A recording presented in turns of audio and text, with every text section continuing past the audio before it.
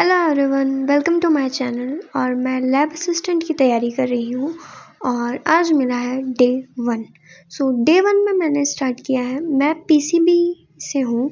मेरा physics chemistry biology था और मुझे जीके का बिल्कुल आइडिया नहीं है।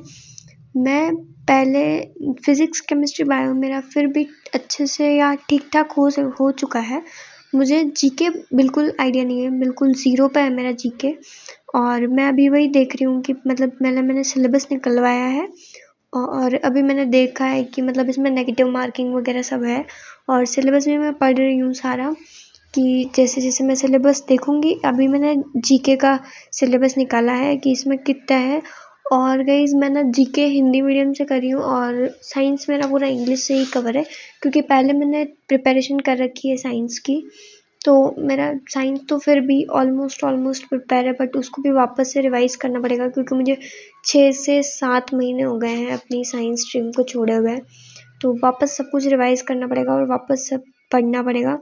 और जीके तो मैंने बिल्कुल आज तक कभी पढ़ा ही नहीं है, तो पहले मुझे जीके भी पढ़ना पड़ेगा। तो यहाँ पे मैं यही देख रही थी कि वीडियो में किस टाइप के, यहाँ पे ना मेरा एग्रीकल्चर का भी प्रिंट हो गया था, तो मैंने उसको हटा के और अपना बायो निकाल दिया था।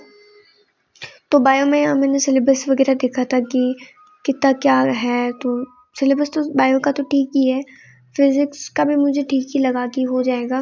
बट केमिस्ट्री बहुत लेंदी लगा मुझे, कि मतलब केमिस्ट्री मेरा ऑलमोस्ट बिल्कुल ही इनकम्प्लीट है। तो मैं ना अब देखती हूँ कि अब मैं केमिस्ट्री कैसे करने वाली हूँ। पहले तो मैं ना जीके स्टार्ट करूँगी, क्योंकि जीके में बिल्कुल आइडिया नहीं है। और पूरा इंग्लिश मीडियम से जब आप हिंदी मीडियम में पढ़ते हो ना, तो वो बहुत ज़्यादा डिस्टर्बेंस वाला काम है, क्योंकि मैंने आज तक पहले हिंदी बहुत कम पढ़ी है और अभी डायरेक्ट हिंदी में जीके पढ़ना वो भी बहुत डिफ़िकल्ट है मेरे लिए। तो यहाँ पे मैंने सारी चीज़ें मार्क कर रही थी कि इसमें से जीके में तो जैसे मैंने कुछ पढ़ा ही नहीं है, बट मैं रेलेवेंट टॉपिक्स देख रही थी कि कुछ मैंने पहले से सुना हुआ है या फिर ऐसा कुछ।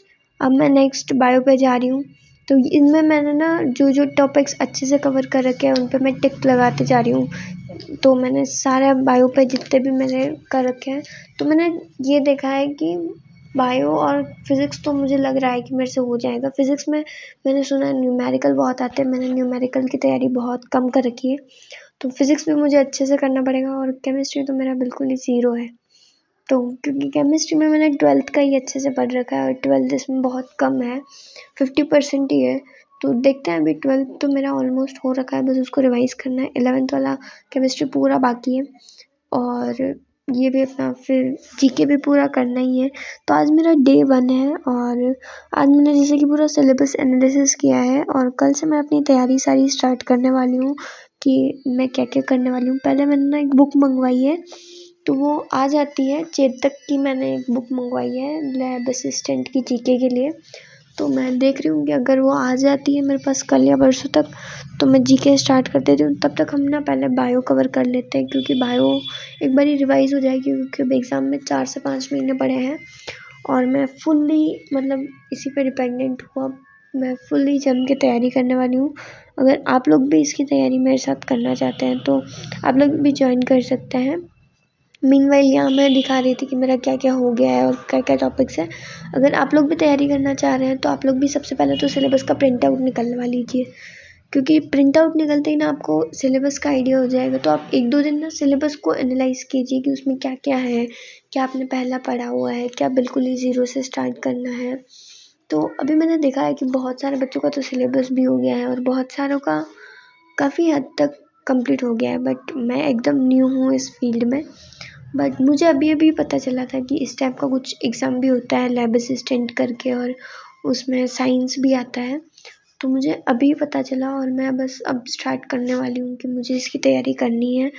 और इसके अलावा मैं अभी एसटीसी कर रही हूँ और मेरे को रीट के पेपर की भी तैयारी करनी है, बट वो बाद में होएगा, क्योंकि मेरा जो पेपर है वो 2 साल के बाद है।